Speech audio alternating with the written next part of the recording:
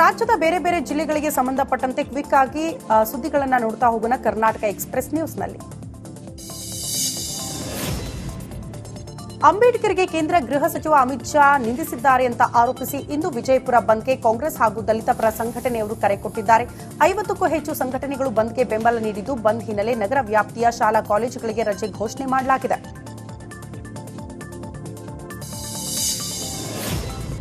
ಹೊಸಪೇಟೆಯಲ್ಲಿ ಸಾರ್ವಜನಿಕ ಸುಲಭ ಶೌಚಾಲಯದ ಜಾಗವನ್ನ ಗ್ರಾಮ ಪಂಚಾಯಿತಿ ಸದಸ್ಯ, ಗ್ರಾಮ ಪಂಚಾಯಿತಿ ಅಧಿಕಾರಿಗಳು ಖಾಸಗಿ ಅವರಿಗೆ ಮಾರಾಟ ಮಾಡಿದ ಆರೋಪ ಕೇಳಿಬಂದಿದೆ. ಹೊಸಪೇಟೆಯ ಹೊಸೂರು ಗ್ರಾಮದಲ್ಲಿ ಈ ಘಟನೆ ನಡೆದಿದೆ. ಸಾರ್ವಜನಿಕ ಶೌಚಾಲಯದ 2 ಎಕರೆ ಜಾಗವನ್ನ ಖಾಸಗಿ ಅವರ ಹೆಸರಿಗೆ ಗ್ರಾಮ ಪಂಚಾಯಿತಿ ಸದಸ್ಯರು ಅಧಿಕಾರಿಗಳೇ ಮಾಡಿಕೊಟ್ಟಿದ್ದಾರಂತೆ. ಇದರ ವಿರುದ್ಧ ಗ್ರಾಮದ ಮಹಿಳೆಯರು ರೊಚ್ಚಿಗೆದ್ದಿದ್ದು, ನಮಗೆ ಸಾರ್ವಜನಿಕ ಶೌಚಾಲಯ ಬೇಕು ಅಂತ ಪಟ್ಟು ಹಿಡಿದಿದ್ದಾರೆ. ಈ ಹೆಣ್ಮಕ್ಳ ಶೌಚಾಲಯಕ್ಕಾಗಿ ಮೊದಲೇ ಪುರಾತನದಿಂದ ನಮ್ಮ ಹಿರಿಯರು ಮಾಡ್ಕೊಂಬಂದಂಥ ಜಾಗನ ಈಗ ಆಗಿರ್ತಕ್ಕಂಥ ನಂಬರ್ಗಳು ಅದರಲ್ಲಿ 4 ನಂಬರ್ ಇದ್ದಾರೆ. ನಮ್ಮ ಊರಿಗೆ ಸಂಬಂಧಪಟ್ಟಂಗೆ 4 ನಂಬರ್ ಇರೋದು. 4 ನಂಬರಲ್ಲಿ 3 ಮಾತ್ರ ನಾವು ಇದಕ್ಕೆ ಸಂಬಂಧ ಇಲ್ಲ, ನಾವೇನು ಮಾಡಿಲ್ಲಪ್ಪ, ಅದಕ್ಕೇನು ಗೊತ್ತಿಲ್ಲ, ನಾವು ಸೈನ್ ಮಾಡಿಲ್ಲ ಅಂತ ಅವ್ರು ಹೇಳ್ತಿದ್ದಾರೆ. ಇನ್ನು ವಿಜಯನಗರ ಹರಪನಹಳ್ಳಿ ತಾಲೂಕಿನ ಅರಸೀಕೆರೆಯಲ್ಲಿ ವಿಶಿಷ್ಟ ಆಚರಣೆಯೊಂದು ನಡೆದಿದೆ. ಅರಸೀಕೆರೆಯಲ್ಲಿ ದಂಡಿನ ದುರ್ಗಮ್ಮ ಕಾರ್ತಿಕೋತ್ಸವದಲ್ಲಿ ದಲಿತ ಪೂಜಾರಿಗಳ ಪಾದ ಸ್ಪರ್ಶಕ್ಕೆ ಭಕ್ತರು ಬೋರಲಾಗಿ ಮಲಗಿದ್ದಾರೆ. ದಲಿತ ಪೂಜಾರಿಗಳ ಪಾದ ಸ್ಪರ್ಶದಿಂದ ಕಾಯಿಲೆಗಳು ದೂರವಾಗುತ್ತೆ ಅನ್ನೋ ನಂಬಿಕೆ ಇದ್ದು, ಹೀಗಾಗಿ ಸಾವಿರಾರು ಸಂಖ್ಯೆಯಲ್ಲಿ ಭಕ್ತರು ಈ ಆಚರಣೆಯಲ್ಲಿ ಪಾಲ್ಗೊಂಡಿದ್ರು. ಭಾರತೀಯ ವೈದ್ಯಕೀಯ ಸಂಘ ತಂಬಾಕು ಮುಕ್ತ ಅಭಿಯಾನದ ಪ್ರಯುಕ್ತ ಯಾದಗಿರಿ ನಗರದಲ್ಲಿ ವಾಕಥಾನ್ ನಡೆಸಲಾಯಿತು. ವೈದ್ಯಕೀಯ ಸಂಘ ಸೇರಿ ವಿವಿಧ ಸಂಸ್ಥೆಗಳ ಸಹಯೋಗದಲ್ಲಿ ಜಾಗೃತಿ ಅಭಿಯಾನ ನಡೆಸಿದರು. ನಗರದ ಲುಂಬಿನಿ ಗಾರ್ಡನ್ನಲ್ಲಿ ಶಾಸಕ ಚನ್ನಾರೆಡ್ಡಿ ಪಾಟೀಲ್, ಜಿಲ್ಲಾಧಿಕಾರಿ ಡಾ ಸುಶೀಲಾ ಬಿ ಅವರು ಜಾಗೃತಿ ಅಭಿಯಾನಕ್ಕೆ ಚಾಲನೆ ಕೊಟ್ಟರು. ಬಳಿಕ ಲುಂಬಿನಿ ವನದಿಂದ ಕನಕ ಸರ್ಕಲ್ ಮೂಲಕ ನಗರದ ಹಲವೆಡೆ ವಾಕಥಾನ್ ನಡೆಸಲಾಯಿತು.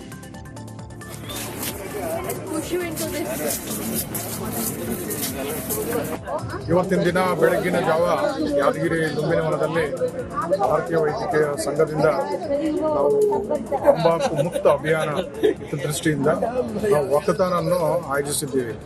ತಾವೆಲ್ಲ ನೋಡಿರಿ, ಇವತ್ತು ಒಳ್ಳೆ ಏನಂತ ಹೇಳ್ತಾರೆ, ತುಂಬ ಪಾಸಿಟಿವ್ ರೆಸ್ಪಾನ್ಸ್.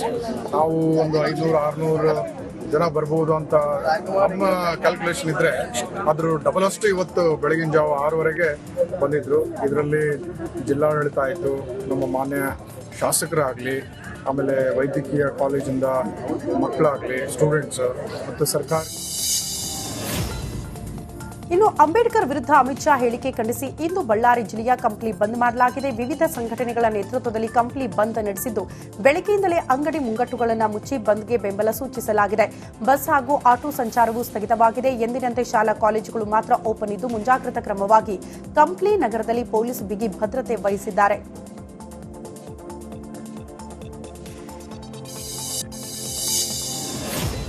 ಬೆಳಗಾವಿಯಲ್ಲಿ ಸಚಿವರಾದ ಸತೀಶ್ ಜಾರಕಿಹೊಳಿ, ಲಕ್ಷ್ಮೀ ಹೆಬ್ಬಾಳ್ಕರ್ ಮಧ್ಯೆ ಮತ್ತೊಂದು ಅಂತರ್ಯುದ್ಧ ಶುರುವಾಗಿದೆ. ಬೆಳಗಾವಿ ಜಿಲ್ಲಾ ಕಾಂಗ್ರೆಸ್ ಅಧ್ಯಕ್ಷ ಪಟ್ಟವನ್ನ ಆಪ್ತರಿಗೆ ಕೊಡಿಸೋದಕ್ಕೆ ಇಬ್ಬರು ಸಚಿವರು ಪೈಪೋಟಿಗೆ ಬಿದ್ದಿದ್ದಾರೆ. ಆಪ್ತ ಮಹಾಂತೇಶ್ ಮತ್ತಿಕೊಪ್ಪಗೆ ಪಟ್ಟ ಕಟ್ಟೋದಕ್ಕೆ ಹೆಬ್ಬಾಳ್ಕರ್ ತೀವ್ರ ಲಾಬಿ ನಡೆಸ್ತಾ ಇದ್ರೆ, ಇತ್ತ ಸತೀಶ್ ಜಾರಕಿಹೊಳಿ ಆಪ್ತ ಬಸವರಾಜ್ ಶೇಗಾವಿಗೆ ಕಾಂಗ್ರೆಸ್ ಜಿಲ್ಲಾಧ್ಯಕ್ಷ ಪಟ್ಟ ಕಟ್ಟೋದಕ್ಕೆ ಸತೀಶ್ ಕೂಡ ಕಸರತ್ತು ನಡೆಸುತ್ತಿದ್ದಾರಂತೆ. ದಾವಣಗೆರೆಯ ಹರಿಹರ ತಾಲೂಕಿನಲ್ಲಿ ಸಮಾಜ ಸೇವಕರೊಬ್ಬರು ವಿದ್ಯಾರ್ಥಿಯನ್ನ ದತ್ತು ತೆಗೆದುಕೊಂಡು ಮಾದರಿಯಾಗಿದ್ದಾರೆ. ಹರಳಹಳ್ಳಿ ಗ್ರಾಮದ ಸರ್ಕಾರಿ ಹಿರಿಯ ಪ್ರಾಥಮಿಕ ಶಾಲೆಯ ವಿದ್ಯಾರ್ಥಿನಿ ಲಕ್ಷ್ಮಿಯನ್ನ ಮಂಜುನಾಥ್ ಎಂಬುವರು ದತ್ತು ತೆಗೆದುಕೊಂಡಿದ್ದಾರೆ. 1ನೇ ತರಗತಿಯಿಂದ 8ನೇ ತರಗತಿಯ ತನಕ ಶೈಕ್ಷಣಿಕ ವೆಚ್ಚ ಭರಿಸುವ ವಾಗ್ದಾನ ನೀಡಿದ್ದಾರೆ. ಇವರ ಕಾರ್ಯಕ್ಕೆ ಶಾಖೆಯ ಆಡಳಿತ ಮಂಡಳಿ, ಮುಖ್ಯ ಗುರುಗಳು, ಸಹ ಶಿಕ್ಷಕರು ಸೇರಿದಂತೆ ಗ್ರಾಮಸ್ಥರು ಮೆಚ್ಚುಗೆ ವ್ಯಕ್ತಪಡಿಸಿದ್ದಾರೆ. ಚಿತ್ರದುರ್ಗದ ವಾಣಿ ವಿಲಾಸ ಸಾಗರ ಜಲಾಶಯದ ಭರ್ತಿಗೆ ಕೆಲವೇ ಅಡಿಗಳು ಬಾಕಿ ಇದ್ದು, ಹಿರಿಯೂರಿನ ರೈತರಲ್ಲಿ ಸಂತಸ ಮನೆ ಮಾಡಿದೆ. ಜಲಾಶಯದ ನೀರಿನ ಮಟ್ಟ 122.50 ಅಡಿ ತಲುಪಿದ್ದು, 135 ಅಡಿ ಎತ್ತರ ಇರುವ ಮಾರಿಕಣಿವೆ ಡ್ಯಾಂ 130 ಅಡಿಗೆ ನೀರು ಬಂದ ತಕ್ಷಣ ಕೋಡಿ ಬೀಳುತ್ತೆ. ಇನ್ನು ಅರ್ಧ ಅಡಿ ನೀರು ಬರುವುದು ಬಾಕಿ ಇದ್ದು, 1 ವಾರದಲ್ಲಿ ಕೋಡಿ ಬೀಳಲಿದೆ. ವಾಣಿ ವಿಲಾಸ ಸಾಗರ ಕೋಡಿ ಬಿದ್ದರೆ ಹಿರಿಯೂರು ಭಾಗದ ರೈತರಿಗೆ ಹಲವು ಸಂಕಷ್ಟಗಳು ದೂರವಾಗಲಿದ್ದು, ಸಂಭ್ರಮಾಚರಣೆ ನಡೆಸೋದಕ್ಕೆ ರೈತರು ಸಿದ್ಧತೆ ಮಾಡಿಕೊಂಡಿದ್ದಾರೆ. ಬೈಕ್ನಲ್ಲಿ ಅಕ್ರಮವಾಗಿ ಮದ್ಯ ಸಾಗಿಸುತ್ತಿದ್ದ ಓರ್ವನನ್ನ ಚಿತ್ರದುರ್ಗದ ಚಳ್ಳಕೆರೆಯಲ್ಲಿ ಬಂಧಿಸಲಾಗಿದೆ. ಚಳ್ಳಕೆರೆ ತಾಲೂಕಿನ ಚಿಕ್ಕ ಉಳ್ಳಾರ್ತಿ ಗ್ರಾಮದ ಬೋರಯ್ಯ ಬಂಧಿತ ಆರೋಪಿಯಾಗಿದ್ದಾನೆ. ಬಂಧಿತನಿಂದ 22,000ಕ್ಕೂ ಅಧಿಕ ಮೌಲ್ಯದ ಮದ್ಯವನ್ನ ವಶಕ್ಕೆ ಪಡೆದುಕೊಳ್ಳಲಾಗಿದೆ. ಅಬಕಾರಿ ನಿರೀಕ್ಷಕರಾದ ನಾಗರಾಜ್ ಹಾಗೂ ಸಿಬ್ಬಂದಿ ನೇತೃತ್ವದಲ್ಲಿ ಕಾರ್ಯಾಚರಣೆ ನಡೆಸಲಾಗಿದೆ. ತುಮಕೂರಿನಲ್ಲಿ ಕುಸುಮ್ ಸಿ ಯೋಜನೆ ಅಡಿಯಲ್ಲಿ ನಿರ್ಮಾಣವಾಗಿರೋ ಸೋಲಾರ್ ಪಾರ್ಕ್ ಕೇಂದ್ರಕ್ಕೆ ಇಂದು ಇಂಧನ ಸಚಿವ ಕೆಜೆ ಜಾರ್ಜ್ ಭೇಟಿ ನೀಡಲಿದ್ದಾರೆ. ಶಿರಾದಲ್ಲಿ 2 ಕಡೆಗಳಲ್ಲಿ ಸೋಲಾರ್ ಪಾರ್ಕ್ ಸ್ಥಾಪಿತವಾಗಿದ್ದು 2 ಸ್ಥಳಗಳಿಗೆ ಭೇಟಿ ಕೊಟ್ಟು ಪರಿಶೀಲನೆ ನಡೆಸಲಾಗಿದೆ. ಈ ವೇಳೆ ಸ್ಥಳೀಯ ಮುಖಂಡರು, ಸಂಬಂಧಪಟ್ಟ ಅಧಿಕಾರಿಗಳು ಸಾಥ್ ನೀಡಲಿದ್ದಾರೆ. ಭದ್ರಾವತಿಯಲ್ಲಿ ಅರ್ಧ ಹೆಲ್ಮೆಟ್, ಕರ್ಕಶ ಶಬ್ದದ ಸೈಲೆನ್ಸರ್ ಹಾಗೂ ಎಲ್ಇಡಿ ಲೈಟ್ಗಳನ್ನು ಪೊಲೀಸರು ಬುಲ್ಡೋಸರ್ ಹತ್ತಿಸಿ ಪುಡಿ ಮಾಡಿಸಿದ್ದಾರೆ. ಪೊಲೀಸರು ವಿಶೇಷ ಕಾರ್ಯಾಚರಣೆಯ ಮೂಲಕ 3,000 ಅರ್ಧ ಹೆಲ್ಮೆಟ್, 20 ದೋಷಪೂರಿತ ಸೈಲೆನ್ಸರ್, 50 ಪ್ರಕರಣ ಬೆಳಕಿನ ಎಲ್ಇಡಿ ಲೈಟ್ಗಳನ್ನು ಸೀಸ್ ಮಾಡಿದ್ದಾರೆ. ಇದೀಗ ಬುಲ್ಡೋಸರ್ ಹಚ್ಚಿ ಎಲ್ಲವನ್ನ ಕೂಡ ನಾಶ ಮಾಡಿದ್ದಾರೆ. ಕಾಂಗ್ರೆಸ್ ಹಿರಿಯ ನಾಯಕ ಶಾಮನೂರು ಶಿವಶಂಕರಪ್ಪ ಅಭಿಮಾನಿಗಳಿಗೆ ಗುಡ್ ನ್ಯೂಸ್ ಕೊಟ್ಟಿದ್ದಾರೆ. ಆರೋಗ್ಯದ ಕಾರಣಕ್ಕೆ ದಾವಣಗೆರೆಗೆ ಹೋಗದೆ ಬೆಂಗಳೂರಿನಲ್ಲಿ ಇದ್ದ ಶಾಮನೂರು ಇದೀಗ ಸಿಹಿ ಸುದ್ದಿ ನೀಡಿದ್ದು ಸದ್ಯದಲ್ಲೇ ದಾವಣಗೆರೆಗೆ ಹೋಗುವುದಾಗಿ ತಿಳಿಸಿದ್ದಾರೆ.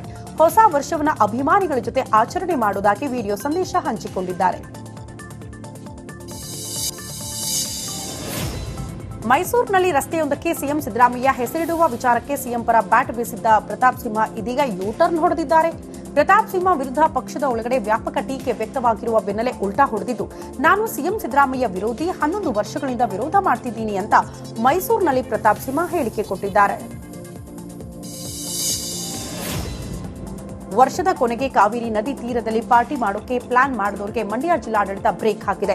ಶ್ರೀರಂಗಪಟ್ಟಣ ತಾಲೂಕಿನ ಕೆಆರ್ಎಸ್ ಹಿನ್ನೀರು, ಬಲಮುರಿ, ಎಡಮುರಿ ಕಾವೇರಿ ತೀರಕ್ಕೆ ನಿರ್ಬಂಧ ಹೇರಲಾಗಿದೆ. ಮಳವಳ್ಳಿ ತಾಲೂಕಿನ ಮುತ್ತತ್ತಿ ಅರಣ್ಯ ಪ್ರದೇಶ ಹಾಗೂ ಕಾವೇರಿ ತೀರದಲ್ಲಿ ಡಿಸೆಂಬರ್ 31 ಬೆಳಗ್ಗೆ 6 ಗಂಟೆಯಿಂದ ಜನವರಿ 1 ರಾತ್ರಿ 8 ಗಂಟೆ ತನಕ ನಿಷೇಧಾಜ್ಞೆ ಹೇರಲಾಗಿದೆ. ನಿಯಮ ಮೀರಿ ಕಾವೇರಿ ತೀರದಲ್ಲಿ ಮೋಜು ಮಸ್ತಿಗೆ ಹೋದರೆ ಕಟ್ಟುನಿಟ್ಟಿನ ಕ್ರಮ ಕೈಗೊಳ್ಳುವುದಾಗಿ ಮಂಡ್ಯ ಎಸ್ಪಿ ಮಲ್ಲಿಕಾರ್ಜುನ ಬಾಲದಂಡಿ ಎಚ್ಚರಿಕೆ ನೀಡಿದ್ದಾರೆ. ಹೊಸ ವರ್ಷದ ಒಂದು ಸಂಭ್ರಮ ನಡೆಯುತ್ತಿರುವ ಹಿನ್ನೆಲೆಯಲ್ಲಿ ದಿನಾಂಕ 31 ಡಿಸೆಂಬರ್ 2024 ಮತ್ತು ದಿನಾಂಕ 1/1/2025 ಪ್ರವಾಸಿ ಸ್ಥಳಗಳಾದ ಕೆಆರ್ಎಸ್ ಸಾಗರ ಮತ್ತು ಸುತ್ತಮುತ್ತಲಿನ ಬ್ಯಾಕ್ ವಾಟರ್ಸ್ ಇರ್ಬೋದು ಅಥವಾ ಉದ್ಯಾನವನದ ಸುತ್ತಮುತ್ತಲ ಪ್ರದೇಶ ಇರ್ಬೋದು, ಬಲಮುರಿ, ಎಡಮುರಿ ನದಿ ತೀರದ ದಂಡೆಗಳು ಇರ್ಬೋದು. ಅದೇ ತರ ಮಳವಳ್ಳಿ ತಾಲೂಕಿನ ಕಾವೇರಿ ದಂಡೆಯಲ್ಲಿ ಅಂತಂದ್ರೆ ಮುತ್ತತ್ತಿ ಫಾರೆಸ್ಟ್ ಸೇರಿದಂತೆ ಕೊಡಗಿನ ಕಟ್ಟೆಮಾಡು ಗ್ರಾಮದ ಮಹಾಮೃತ್ಯುಂಜಯ ದೇವಾಲಯದಲ್ಲಿ 2 ಜನಾಂಗದ ನಡುವೆ ಘರ್ಷಣೆಯಾಗಿದೆ. ಕೊಡವರು ಮತ್ತು ಅರಭಾಷೆ ಗೌಡ ಜನಾಂಗದವರ ನಡುವೆ ಕಲಹವಾಗಿದ್ದು, ಸಾಂಪ್ರದಾಯಿಕ ಉಡುಪಿನಲ್ಲಿ ಉತ್ಸವಕ್ಕೆ ಆಗಮಿಸಿದ ಕೊಡವರಿಗೆ ಗೌಡ ಜನಾಂಗದವರು ತಡೆದಿರುವ ಆರೋಪ ಕೇಳಿಬಂದಿದೆ. ಸಾಂಪ್ರದಾಯಿಕ ಉಡುಪಿನಲ್ಲಿ ಬರದಂತೆ ಎಚ್ಚರಿಕೆ ನೀಡಿದ್ದಾರೆ ಎನ್ನಲಾಗಿದೆ. ಇದರಿಂದ ದೇವರ ಉತ್ಸವ ಅರ್ಧಕ್ಕೆ ಮೊಟಕುಗೊಂಡಿದ್ದು, ಸ್ಥಳದಲ್ಲಿ ಇಂದಿನಿಂದ ಜನವರಿ 2 ತನಕ ನಿಷೇಧಾಜ್ಞೆ ಜಾರಿಗೊಳಿಸಲಾಗಿದೆ. ಕೊಡಗಿನ ಕಟ್ಟೆಮಾಡು ಗ್ರಾಮದ ಮಹಾಮೃತ್ಯುಂಜಯ ದೇವಾಲಯ ಗಲಾಟೆಯ ಬೆನ್ನಲ್ಲೇ ಇಂದು ಕೊಡವ ಜನಾಂಗದವರು ದೇವಾಲಯ ಚಲೋ ಹಮ್ಮಿಕೊಂಡಿದ್ರು. ಮುಂಜಾಗ್ರತಾ ಕ್ರಮವಾಗಿ ಪೊಲೀಸರು ಕೊಡವ ರೈಡರ್ಸ್ ಕ್ಲಬ್ ಪ್ರಮುಖ ಪೃಥ್ವಿ ಸುಬ್ಬಯ್ಯರನ್ನ ವಶಕ್ಕೆ ಪಡೆದಿದ್ದಾರೆ. ಯಾವುದೇ ಗಲಾಟೆಯಾಗದಂತೆ ಪೊಲೀಸರು ಕಟ್ಟೆಚ್ಚರ ವಹಿಸಿದ್ದಾರೆ. ಇತಿಹಾಸ ಪ್ರಸಿದ್ಧ ಮಂಗಳೂರಿನ ಕದ್ರಿ ಶ್ರೀ ಮಂಜುನಾಥೇಶ್ವರ ದೇವಾಲಯದ ಚಪ್ಪಲಿ ಸ್ಟ್ಯಾಂಡ್ ಸಿಬ್ಬಂದಿ ವಿರುದ್ಧ ಭಕ್ತರು ಆಕ್ರೋಶ ವ್ಯಕ್ತಪಡಿಸಿದ್ದಾರೆ. ದೇವಸ್ಥಾನಕ್ಕೆ ಬಂದ ಭಕ್ತರು ಮುಂಭಾಗ ಚಪ್ಪಲಿ ಬಿಟ್ಟರೆ ಚಪ್ಪಲಿ ಸ್ಟ್ಯಾಂಡ್ ಸಿಬ್ಬಂದಿ ಅವುಗಳನ್ನ ಓಣಿಗೆ ಬಿಸಾಡುತ್ತಿದ್ದಾರಂತೆ. ಇದು ತಿಳಿಯದೆ ಹಲವರು ಚಪ್ಪಲಿ ಯಾರೋ ಕದ್ದಿದ್ದಾರೆ ಅಂತ ಸುಮ್ಮನೆ ಹೋಗ್ತಾ ಇದ್ರು. ಇದೀಗ ಚಪ್ಪಲಿ ಸ್ಟ್ಯಾಂಡ್ ಸಿಬ್ಬಂದಿ ಭಕ್ತರ ಚಪ್ಪಲಿಯನ್ನ ಓಣಿಗೆ ಎಸೆದಿರುವ ವಿಡಿಯೋವೊಂದನ್ನ ಭಕ್ತನೊಬ್ಬ ಸೆರೆ ಹಿಡಿದು ಸೋಷಿಯಲ್ ಮೀಡಿಯಾದಲ್ಲಿ ಪೋಸ್ಟ್ ಮಾಡಿದ್ದಾರೆ. ಇದೀಗ ಚಪ್ಪಲಿ ಸ್ಟ್ಯಾಂಡ್ ಸಿಬ್ಬಂದಿ ವಿರುದ್ಧ ವ್ಯಾಪಕ ಆಕ್ರೋಶ ವ್ಯಕ್ತವಾಗಿದೆ.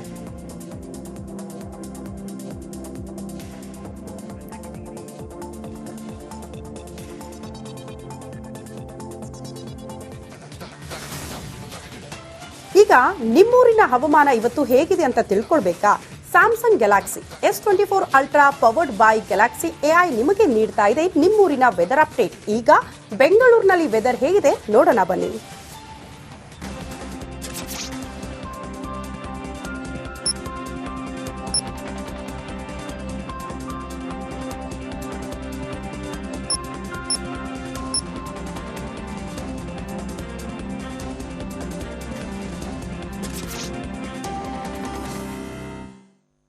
ನಟ ದರ್ಶನ್ ಹೈಕೋರ್ಟ್ನಿಂದ ರೆಗ್ಯುಲರ್ ಬೇಲ್ ಸಿಕ್ತು ಅಂತ ಬಹಳ ಆರಾಮಾಗಿದ್ರು. ಬಟ್ ಈಗ ರಿಲ್ಯಾಕ್ಸ್ ಮೂಡ್ ನಲ್ಲಿ ಇದ್ದಂತಹ ದರ್ಶನ್ಗೆ ಬಿಗ್ ಶಾಕ್ ಎದುರಾಗ್ತಾ ಇದೆ. ಅದು ಸುಪ್ರೀಂ ಕೋರ್ಟ್ನ ಶಾಕ್. ಸುಪ್ರೀಂ ಮೇಲ್ಮನವಿಗೆ ಅನುಮತಿಸಿ ಕಡತ ರವಾನೆ ಆಗಿದೆ ಅನ್ನೋದ್ರ ಡೀಟೇಲ್ ಸಿಗ್ತಾ ಇದೆ. ಕಡತ ರವಾನಿಸಿದೆ ರಾಜ್ಯ ಗೃಹ ಇಲಾಖೆ. ಪೊಲೀಸರಿಗೆ ಕಡತ ರವಾನೆ ಮಾಡಿದೆ ಗೃಹ ಇಲಾಖೆ ಅನ್ನೋದ್ರ ಡೀಟೇಲ್ ಸಿಗ್ತಾ ಇದೆ. ಹಾಗಾಗಿ ನಾಳೆ ಅಥವಾ ನಾಡಿದ್ದು ಸುಪ್ರೀಂ ಕೋರ್ಟ್ಗೆ ಮತ್ತೆ ಮೇಲ್ಮನವಿ ಸಲ್ಲಿಸೋದಕ್ಕೆ ಪೊಲೀಸರು ನಿರ್ಧಾರ ಮಾಡಿದ್ದಾರೆ. ಅದು ಬಹುತೇಕ ಫಿಕ್ಸ್ ಅನ್ನೋದ್ರ ಡೀಟೇಲ್ ಸಿಗ್ತಾ ಇದೆ. ಜಾಮೀನು ರದ್ದು ಕೋರಿ ಮೇಲ್ಮನವಿ ಸಲ್ಲಿಸೋದಕ್ಕೆ ಪೊಲೀಸರು ಸಿದ್ಧವಾಗಿದ್ದಾರೆ. ಇಷ್ಟು ದಿನ ಗೃಹ ಇಲಾಖೆಯ ಪರ್ಮಿಷನ್ಗೆ ಕಾಯ್ತಾ ಇದ್ರು. ಈಗ ಪರ್ಮಿಷನ್ ಸಿಕ್ಕಾಗಿದೆ, ಕಡತ ರವಾನೆಯಾಗಿದೆ. ಹಾಗಾಗಿ ನಾಳೆ ಅಥವಾ ನಾಡಿದ್ರಲ್ಲೇ ಸುಪ್ರೀಂ ಕೋರ್ಟ್ ಮೆಟ್ಟಿಲೇರೋದಕ್ಕೆ ಪೊಲೀಸರು ನಿರ್ಧಾರ ಮಾಡಿದ್ದಾರೆ. ಅದು ಫಿಕ್ಸ್ ಅಂತ ಕೂಡ ಹೇಳಲಾಗ್ತಾ ಇದೆ.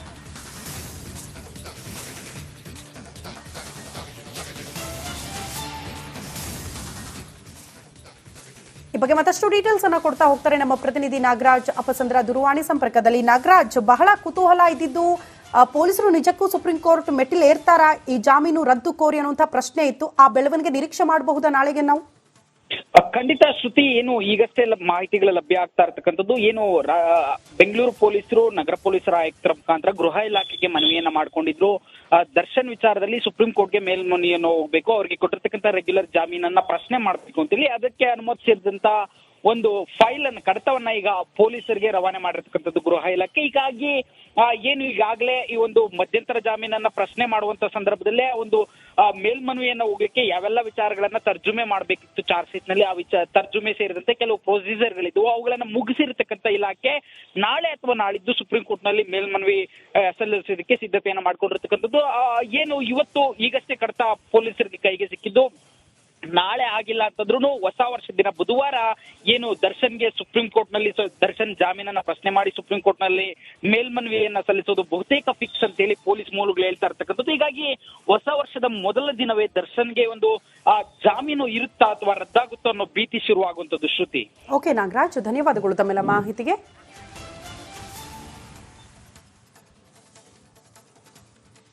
ಒಟ್ನಲ್ಲಿ ನಟ ದರ್ಶನ್ಗೆ ಸುಪ್ರೀಂ ಕೋರ್ಟ್ನ ಶಾಕ್ ಎದುರಾಗಿದೆ. ನಾಳೆ ಅಥವಾ ನಾಡಿದ್ದು ಪೊಲೀಸರು ಈ ಹೈಕೋರ್ಟ್ನಲ್ಲಿ ರೆಗ್ಯುಲರ್ ಬೇಲ್ ಸಿಕ್ಕಿದೆಯಲ್ಲ, ಅದೇ ಜಾಮೀನು ರದ್ದು ಕೋರಿ ಒಂದು ಅರ್ಜಿನ ಸಲ್ಲಿಕೆ ಮಾಡಲಿದ್ದಾರೆ ಸುಪ್ರೀಂ ಕೋರ್ಟ್ನಲ್ಲಿ ಅನ್ನೋದರ ಡೀಟೇಲ್ ಸಿಗ್ತಾ ಇದೆ. ಇದೊಂದು ಬ್ರೇಕ್ ಇರುತ್ತೆ.